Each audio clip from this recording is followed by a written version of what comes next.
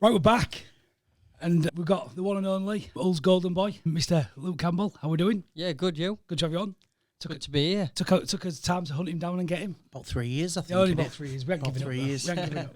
How long was that? Yeah, it's been as long as that. Our journey's been hunting you for me. Fair enough. But we're in, so I can let her off the case. Yeah. But a couple of bits. Really, thank you for being here. You've been out there sharing your story, haven't you, in terms of I have. mental health. Do you want to add to that? What are you thinking? You know, why now? Because I noticed a change. For me, obviously, in boxing, I had a 22-year career, was training every day, I was hardly ever sick, especially mentally. I was always in good form, but my head was also always filled, like with my next training session, am I sparring, who's my next fight, where is it, am I away? Like, it was literally constantly full with boxing all the time.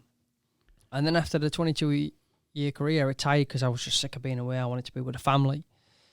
So then in 2 years, I thought, I've pushed my body to the limit. I've worked it so hard. It needs rest. So I've rested. I didn't want to train no more. And then during the 2 years, I went through a roller coaster of ups and downs, hitting some real dark moments. And then it's only recently, I'd probably say in the last 3 months, where I thought, I want to get back into the gym now, I want to pick my cardio back up. And then it's only in the last 3 months where I've really got back into my training and picked my cardio back up, is where I've noticed a significant increase in my mental well-being, mental health. And then it just got me thinking over the last few weeks, like, how could I be a voice for somebody and maybe help somebody else out? Like, I'm doing what I'm doing. If I can help one person, then I'm not here to change the world. But if I can help one person, then I'd be happy with that. I love it. And I think we're going to go through some questions. Yep. Lesson from a failure like yours. We've teed Luke up nicely to share more there.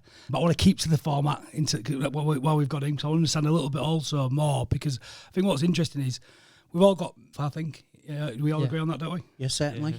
And I think what's really interesting, having watched you at St Paul's back in the days with me and Alex going there, you used to be first in, last out, doing the runs all the time, absolute model professional. I think what's really interesting is just hearing you say that you treat your body like it's a machine, but we don't have that same mindset. But I think what I want to go into first before I jump into that, start the questions, we'll run through them. And what I'm really intrigued in terms of having that mindset of a winner is any books or podcasts or things you've read or learned or watched, movies, what changed your life? Give us some ideas. I'd have to be honest with you, it's only in the last year where I've actually started reading. And then from this last year of me starting reading books, I'm so disappointed in myself that I didn't start sooner. Like, why didn't I do this in camp? Like, why wasn't I reading? It just didn't come. It didn't come into me. And you was getting punched in the face for a living. Come on. Yeah, but I used to go into some of the lads' rooms and stuff in camp, and then they'd be reading a book and be like, a geek. Yeah. That's the way I would look at it. I was so I had a stupid mindset back then. Oh, what you're reading? And they'd say this, whatever this book is, and I'm like, sounds boring. Yeah. Then go out and just not think twice about it. And then someone bought me a Kindle. And then I thought, well, let me have a look at this Kindle. And then went on to the library a bit. And then got into it that way. And which one? Pick one. What was one book that just hit it for you? Because I think what's quite interesting also to sort of share on, you're dyslexic, aren't you? Yes. I'm dyslexic. The book that changed me. Probably why I didn't want to read, because I couldn't. Yeah, exactly. I have the Chimp Paradox tattooed on my arm. Right, okay, I'm reading that right now. That was a book that just blew my mind. Right. And a lot of the things we talk about at Man Club and all stuff, we've repeats itself a lot. Oh, yeah. No, doesn't it? It what? I find it repeats itself a lot. It what? I found that book. Whoever you speak about the book to, it's got some. And his life. Had him on the ropes. It's got some of all of us in that book. Yeah. You can all resonate to things in that book. Yeah, but I think what's really interesting, like yourself, I read loads now, but I've learned how to read. I read the last chapter first on a book. Right, okay. Try it. It's amazing. And the other thing I'll read my date of birth. And someone taught me this. I used to hate reading. because it just won't go in. But just reading and try it. Go read your date of birth in a book, the pages, and just look for one idea on that page that might help you, and that's all we're looking for. But of interesting. So what was your book? It was actually about mindsets. It was about growth mindset and fixed mindset. This was the first book that I read, because I read educational books, so I read to learn now, and that's what keeps me engaged. If I was to read a novel or a Harry Potter book or something, I'd rather watch that on TV. But I read to educate myself, and I read this book about the two minds. Like I say, one's a growth mindset and one's a fixed, and it's as powerful as the words that come out of our mouth can change someone from being in a growth mindset to then being in a fixed mindset. And as I was reading the book, it reminded me so much of parts of my career, where there was a part where in the last year before the Olympics, 2 years before the Olympics, I nearly quit boxing completely. And I hit rock bottom there. I was out with a hand injury for 9 months. How old was you when you went to the Olympics? I was 24 when I went to the Olympics, or just turned 24. So I was 22 years old at this point, and I was about to finish boxing completely. And I hit rock bottom for what I would call in the boxing world, and I wasn't performing well. The coaches had changed. I was carrying an injury 2 years before the Olympics. I'm out. Other kids are going to tournaments where I'm having to sit back and watch. They're doing really well. And I've gone from number one, from having the best year of my career in 2008, winning the European gold medal, first man to do so in 47 years, to then just going right down the rankings and hitting the bottom. What did you spot out of that then? That I didn't need to be fearful. I'm at the bottom already. I've got my friends around me. I've got my family around me. What else more? Like I'm here now. I'm at rock bottom. It's not that scary. So from that, and then different mindset going into training, thinking, do you know what? I don't care if I win or lose anymore. As long as I go in there and give it 100%, I don't care. If I lose and give it 100%, I'm happy. And I had my mindset changed at that point, and I needed to hit the rock bottom to be able to shoot up to the Olympics. But as I'm reading this book now, during my career, I'm noticing where I was in a growth mindset, and then I'm noticing where I became into a fixed mindset. And you can go in and out of them both, and you're not one or the other. I was going through both during my career. And after the Olympics, and then started the professional game, I looked at it and I thought, I've fallen into the trap of being in a fixed mindset here. While you was pro? Yeah. Wow. Because I'd won the Olympics. Everybody's opinion and everybody's vision of me was, wow, he's Olympic champion, he's unbelievable. Now, instead of me trying to test myself and grow and challenge myself, I wanted to protect that. I wanted to protect everybody's feeling, everybody's opinion on what they thought of me. And how do you protect that? Well, you stop challenging yourself. And I believe I became into a fixed mindset. But if you look at my career and you look at who I boxed, there's not one way I was in a fixed mindset. Certainly not. In training. And, Do you want to say what you sort of thinking? Well, I can just remember one of his fights really sticks in my mind, because it was the night Bobby was born, my grandson, and we was at the village, Lomachenko, right. when you fought Lomachenko. That night will always be in the memory of me because of my. But what a fight! What a fight! What a fight! Weird you mention that, because I was down there with Alex and we'd all gone, and oh my God, you was different level on it. You were. Yeah, it was an unbelievable night. But also, he never ducked anybody, did he? Hell, no. And that, yeah, but everyone was saying no one can put a glove on him. And you was. But to me, for me to identify myself as going into a fixed mindset, if I'd have read this book during my career and my training, I would have noticed that, hang on a minute, Luke, maybe you don't want to challenge yourself as much as what you should be. Yeah, I get you. Maybe you don't want to go spar the best kids out there, or you don't want to, because you're scared to think, if someone got the better of you in sparring, then they're going to go around telling everybody. I get that. It's a little bit like that. Yeah.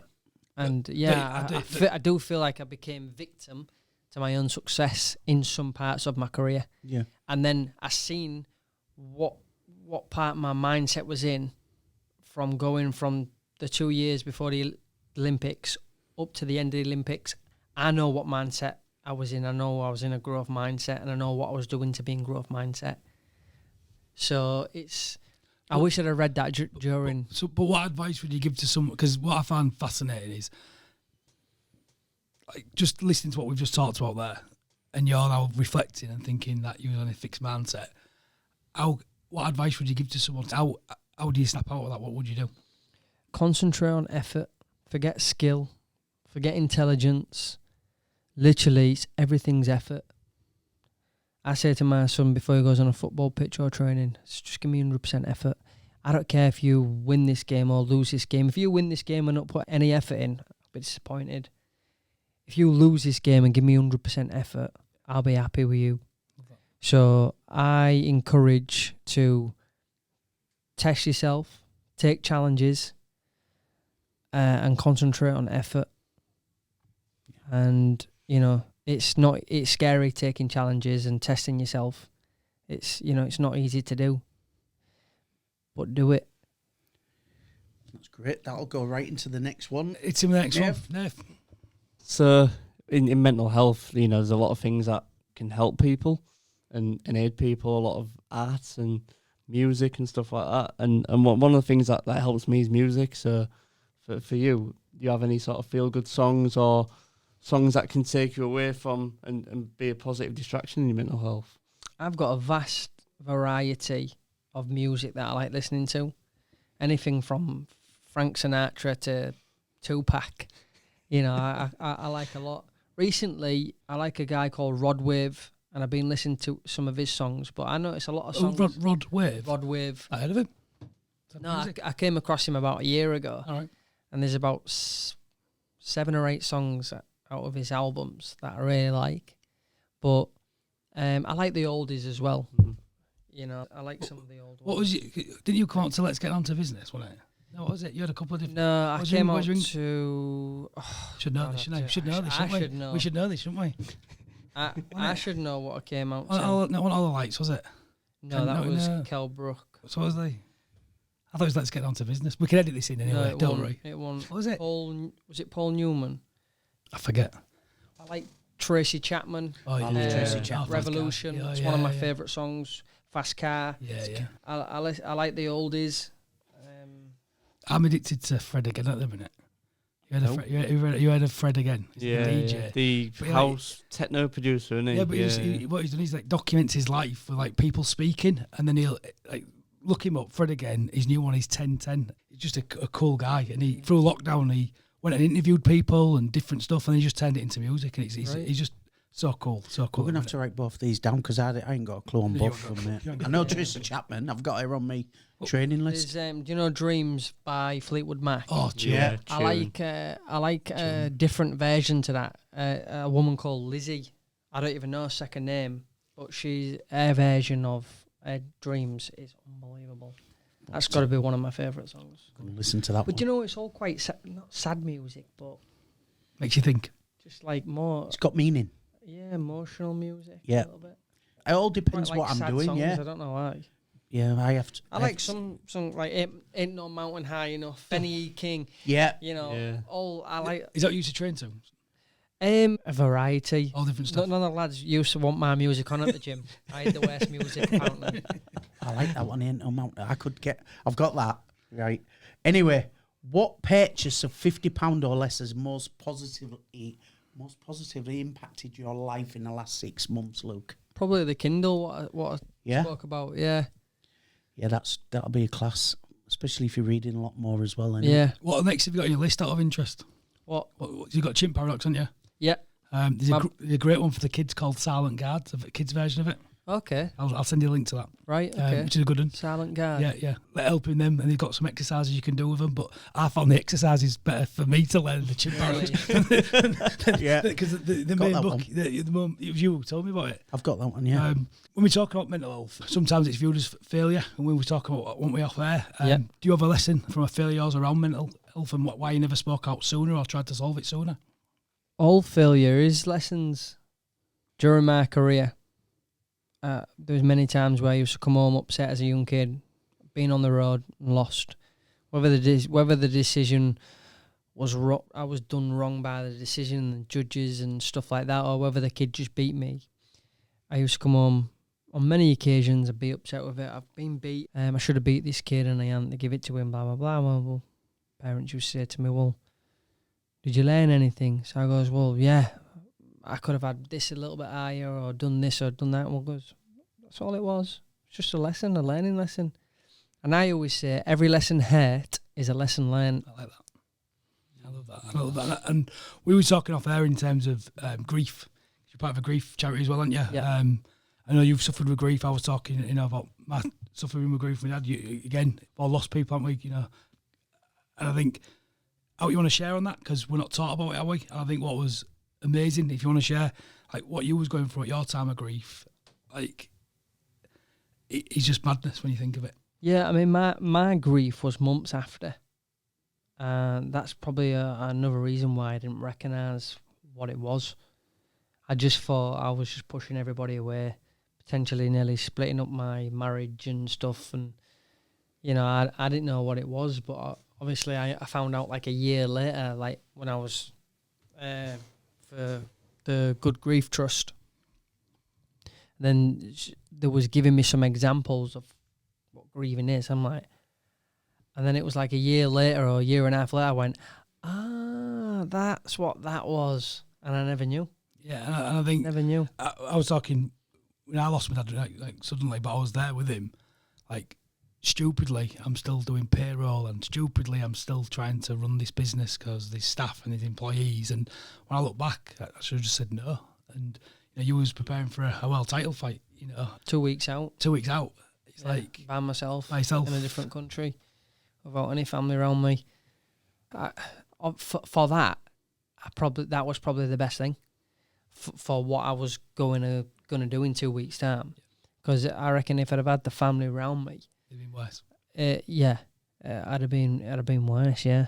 And I think we're not talking about it, are we? Grief, because you tragically recently lost your granddad, didn't you? Yeah. Really recently. You lost your mum recently, and on Thursday I'm burying my auntie. And I think what's so awful, I think, and I don't know why this is, we was talking about this one way about education. Like, why aren't we taught about grief at school as kids? Yeah. Why aren't we taught about? There's a lot of things that we're not, in terms of life and moving forward and getting on with life and the circle of life and everything that comes during that circle of life. So, like, how do you get a mortgage? You don't know that until you do it. Mm. That's what I said. Would you say straight away? I said the same thing. I said that's the type of things we'll need to be learning in school. Firstly, is about how do we live? Yep. How do we manage money? What bills do we have to pay for? How do you get a mortgage?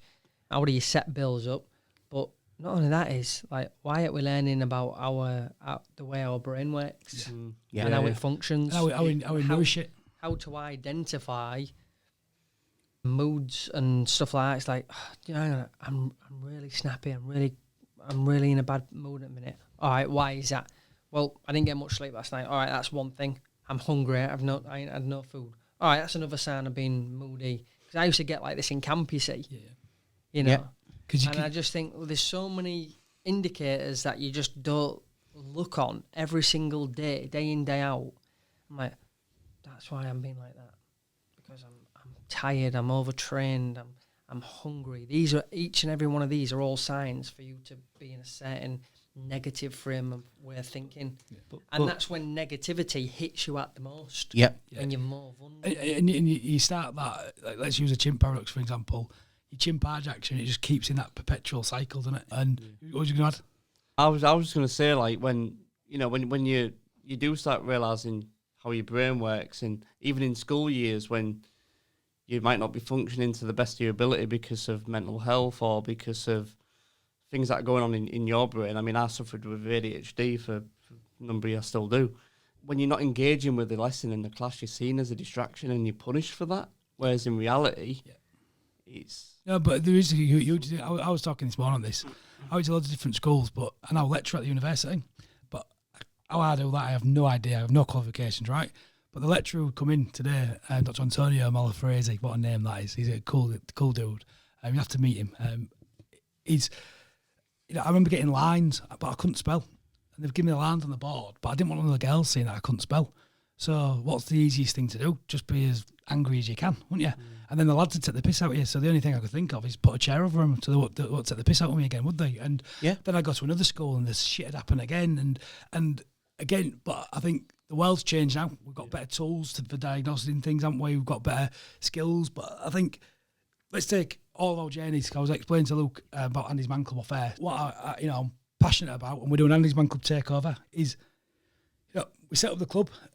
And I set up to help you. Yep. But now I was talking to Luke, it massively helped me when my dad passed. If I hadn't have had the club at that point, I do not know what would have happened, because I've never felt a pain or when we talk about grief, it's a pain that never goes away. We just learn to live with it. But if we avoid it, and we say at the Man Club all the time, whatever you avoid, one day it catches up. It catches up and you fall into a pit of despair, don't you? Do you know what though? Like, every single person on this planet knows none of us are getting out of this alive. And we have to pay taxes, don't we? You know what I mean? Yeah. We all know that none of us are getting out of here alive.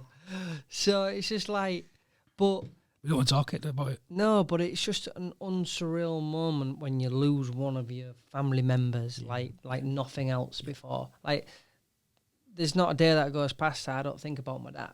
You know what I mean? So, but then I'm just blessed and so grateful that the family I've got around me, I cherish them. Yeah. Or do I cherish them as much as I should? That's the other thing as well. But we get, this is the thing in it though, we get man-led, don't we? We're on these bloody things, scrolling and tagging and we forget, and the little things don't cost much, do they? No. Sometimes they don't cost anything. And I think sometimes you need a reminder. I've just had a bit of a health scare with my wife, and it just reaffirmed where my loyalties should be, and refocus and think, do you know what? I need to make sure that I look after her, because sometimes it can be taken away tomorrow. Oh, 100%. And I'm one of them now that it just cements what's important to me, and family's really, really, really important to me. What is it you boys think? Because I was telling Luke, you set up at the Man Club, didn't you? Yeah. We dragged you there, didn't we? You didn't have a choice. We set up the Man Club in a pub once, and I said, can you just come and answer 5 questions? And he was in there, and I said, right, you need to do this for 6 weeks now with some other lads. Right, and that's how we got him there, and Faz and that. But what have you learned about talking? Well, it's crucial, isn't it? It's crucial to talk, and sometimes, especially in a male-dominated environment, especially like what Luke's involved with in boxing, it's hard to come out, and because we always talk about this as a boxer and as a rugby player like you was, and we're brought up to, you can't show that you're at. Well, right? He was a coach. He used to come on with a pitch, the sponge. Yeah, he was a brick in a wall, remember? Brick in a wall, don't show weakness, right? And that's what they used to say. And I suppose with Luke, he was the problem. Yeah, but what you brought up with, you can't show your opponent you're at, right? Because they're going to be hating more than you. So when I, after the Olympics, I did Dancing on Ice. Right? yeah.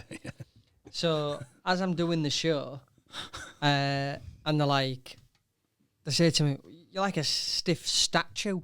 Like you're not showing nothing. Like I want to see like emotions, and this and that." And I'm thinking, "Oh God, no." I've always been taught to show. If I'm hurt, I need to have a straight face. I can't let them know I'm hurt. Yeah, that's.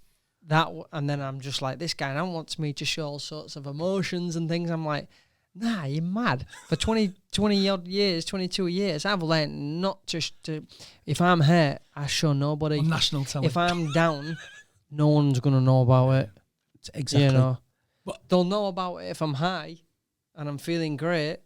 But the emotions that I don't want no one to see is if I'm hurt, if I'm low, if I'm down. I don't want to show them types of emotions because that's a weakness. And I think that's what needs changing, because I've seen it. I've seen you guys do it. You've seen me do it. You've seen Luke come on the podcast and do it, publicly. I think vulnerability is the most strongest thing anyone can do, because I think once you become vulnerable and you share, and we hear some horrific stories, don't we? Yeah. And we've all got horrific stories, right? Everyone's going through their own storm, as we say. But for me, if you can get comfortable and be vulnerable, I think you take away all the power from the actual situation. What would you think? What do you say on that? Yeah, I think I think you're right. I think you're stopping it from putting its hands on you. But it links back to your point that we're so preoccupied with what other people perceive us to be. Yeah, I mean, listen, I was umming and ahhing whether to post anything, to be honest with you. But I just thought, well, I've seen a huge improvement in what I've done over the last 3 months. And mentally, well-being, I feel much better for it. I'm in a better place. And I always was in a good place. I just never knew the difference because I was always training all the time. Never knew the difference. Busy. Yeah, you was busy. And my head was filled with stuff on boxing. You're doing TV, radio, interview. Everything. Yeah, I never had any empty spaces in there or time to think about what about this? Oh, my elbow's hurting me. Oh, what could that be? Could that be some sort of disease in my arm or some bollocks? So I just think, well, mentally, well-beingly, I've improved a lot over the last 3 months. That's because I'm focusing. My mind goes a little bit more focused when I'm doing my cardio stuff. So I thought, right, okay, well, that's improved me. Can I help anybody else out? You know, so this is how it's all started. For Saturday, I'm doing the first walk and talk. And it's a walk with hopefully a big group of people that'll be able to, let's just walk and talk. You know, it's a big, huge group. You might not know anyone there else there, but it doesn't matter because everyone's in the same boat. And I'm on it and I'll be talking to everybody and talking about why I'm doing it. And if that gives someone an encouragement to come along, talk about it themselves, or actually think, you know what, he's tried this, I might try doing a bit of cardio or doing maybe he's got some advice for me. Like I say, if it helps one person, brilliant. But I didn't want to go on social media for the 24 hours and after, because I was thinking, oh God, what's people saying? I didn't want to look at the comments. I didn't want to do anything. Yeah. So it was literally probably 24 hours longer that I thought I didn't even want to go on it because I didn't want to know what people was putting. Yeah. But then when I finally had a little bit of courage to have a look, you know. The comments are always the worst. The comments, the feedback was also positive. Be amazing. Well, you wouldn't have been here, would you? And I think so incredible what you're doing. And I think, you know, we've been out doing walking and talking. We did 50 days. Yeah, we did 50 days on the bounce, didn't we? Tragically, my nephew, Oliver, he's 24, he's got terminal brain tumour. And Paul came up with a mad idea. He said, we'll do 50 days, 5K each day. And we raised about 14 grand for him. About 14,000, been able to adapt his downstairs toilet, make a wish. I got in contact, he got tickets from United. But all that started from us just going and walking and talking, right? And I think a man with your, calibre and what you've got, we always talk about the man club. It's always about that. Yeah, well, that one man, right? And if you only help one man, you've done the job, haven't you? Yeah. But you'll do far much more than that. We'll be there. And where we're going from? Country Park, 8 o'clock, innit? Country Park, 8 a.m. in the morning. I'm going to walk to the Ferriby and then back. Oh, back, right, cool. So I just thought it's a place where obviously that place has got history, obviously with mental health problems, with a bridge and everything. And so I wanted to do it there. Make a point. I also wanted to do it there because we're not walking the streets. It's beautiful. Get fresh air. Yeah. And I just think it could be a big group of us turning up, and we'll all be together. Yeah, and I think that's the main thing. It's about us coming together. And I think what I love about this great city is, I was telling you about the stats when about 1 man every 2 hours takes their own life, and that's just an alarming stat. But what I love about this city is, we all back our own and we all come together, don't we? And I think we can do something. But what I'm going to do is we're going to do quick fire because you're going to have to go for the kids, right? So let's hit in with quick fire. What's the favourite quote or saying that if you could share with everybody in the world, what is it and why? He who dares, he or she who dares wins. Like that one. Right, that one. This is probably good since you finished boxing. But in the last 5 years, what new habit or belief has profoundly changed your life? I don't believe there's one thing that has done to change my life, but just going back over the basics all the time. What we're grateful for, what's around me, With social media nowadays, everybody's constantly looking at everybody else's life and thinking what they ain't got. Why don't you start thinking about what you have got? Totally agree. And would you change a single thing in your life? Because I wouldn't. I wouldn't change a single person, and I wouldn't change a single thing. So I look at somebody else's life and think, yeah, good for them. Enjoy that. My life's absolutely perfect as it is. Yeah. I don't need what you've got. You ain't got what I've got. Yeah. And the challenge is, I say this, I have my social media lockdown, so I get 20 minutes a day. That's it. And it takes me off it because I love it. It talks about a positive story of Oliver and all the other bits, and we're going to talk about the walk, and it's got its place, but we just got to get in and get out as quick as we can. You've got to use it as a tool. And connect. Not it's good to connect as well. Use you as a tool. Yeah. I love that. That's what I want to do more with my social medias. I've got a massive audience there, and I want to use it more as a tool. Exactly. Not you become the tool. Yeah, exactly. Yeah. Love that. Knowing what you know now, what advice would you give to yourself at 18, and what advice would you tell yourself to ignore?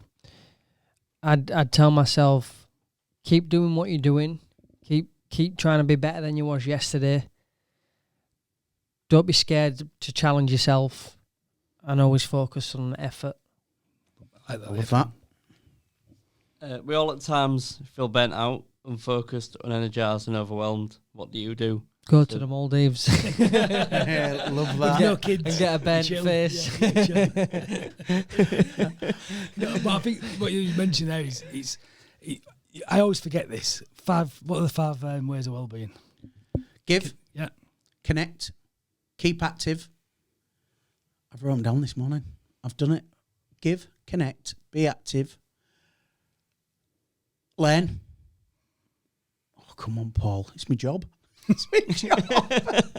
But there's 5. I'll give it in a minute. Go ahead. Carry on. Carry Next on. one. But my point is... My 5, what I like to do is, first and foremost, I make sure I've got time for each and every one of my kids.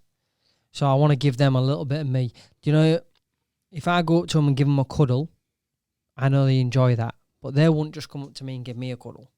Like, my boys are getting a little bit older now. One's 13, got a 10-year-old. I got a 3-year-old. I get loads of cuddles off him, don't get me wrong.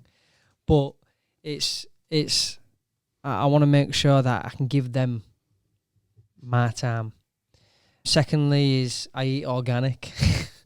This is what I've added into me. I do my hot and cold therapy. I'm big into cold therapy, yeah. So, I do sauna and ice bath. I try and do that at least a couple of times a week. I do my training. How much do you, out of interest, ex-Olympic champion, ex-boxer, professional boxer, how much do you actually train now in a week? What does good look like for you now in a week? I do a tough strength session on a Tuesday. How long? And a good solid hour of strength, and then we will do at the end of it, the last 15 minutes of it, we'll do an hardcore VO max all the time, where I'm just balls to wall, like empty the tank, explode them lungs, sort of thing. I do that twice a week, and then instead of me just doing the normal going out for a run, which I might jump on my running machine and do one little steady run during the week, but I just started playing football. Right. So I thought I get to run in that. So I'm not that good. Never played football in my life, but I get running out of it. Right. And it's socialising with friends. Yeah. So I started running there. So I get at least 2 runs in a week. I get two strength sessions with hard lung busters at the end, and then I'll get 1 boxing session. So I'll train anywhere from 4 to 5 times a week. Single sessions. I mean, I used to train 12 times a week. Wow, it's incredible, isn't it? Or 11. And the body just being... I was just walking for 50 days and was only walking. I was broken. But you should walk an hour a day minimum, and that really helps with anxiety, stress. We're designed to walk, and we don't walk enough. I don't. And certainly. That's what we've done, haven't we? So since we finished the 50 days, Luke, our thing was being consistent. We've been going out every Monday. We was out this morning. Yeah. Every Friday. Did the bridge. It's been incredible. I read something this morning. Too early for me. I know you slept in this morning, but you got to win the day. Yeah. I read something today. Every 10 years, you lose 10% of your VO2 max, right? Yeah. And but then I've always thought I can always run 5k. I'm happy. I think as long as I keep running 5k, I'm cool. But if you keep at that level, when you hit 70, you couldn't even climb a flight of stairs because you keep going. I'm like, oh my God. You've only got to do 5-10 minutes VO max work. You ain't got to do 50 Loads. minutes of it. You ain't got to do an hour. You've only got to do 5-10 minutes of it, and you can improve it more by doing that than you have an hour. Told you. Oh, Told you, and you've nearly made me fall off. Knife and treadmills. forks don't count though, Paul. No, do they? no. Do they? They don't count for me and you. That's our problem. Right. You're in the next one. I'm going to love this one because the people that Luke's met. But who in the world would you like to interview, past or present, and why?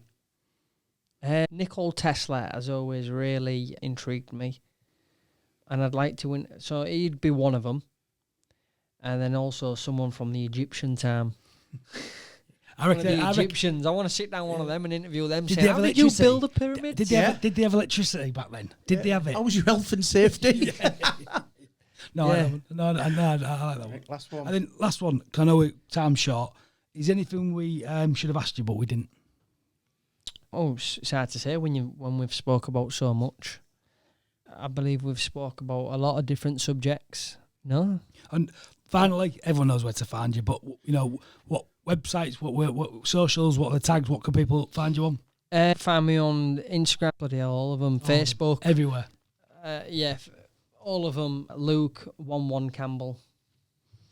Been incredible, Luke. Just want to thank you for the bottom of my heart for turning up, being real. Thanks for having me. No, it's been incredible. First Olympic champion we've ever had on. We certainly haven't. We'll be there on Saturday, so we'll be brilliant. there to support you. Awesome. We're Look going to forward try and get seeing some you. more guys from the Man Club to attend as Yeah, well. that'd be great. That'd be great. So that is Leon checking out. Luke's checking out. Nathan checking out. And Paul checking out.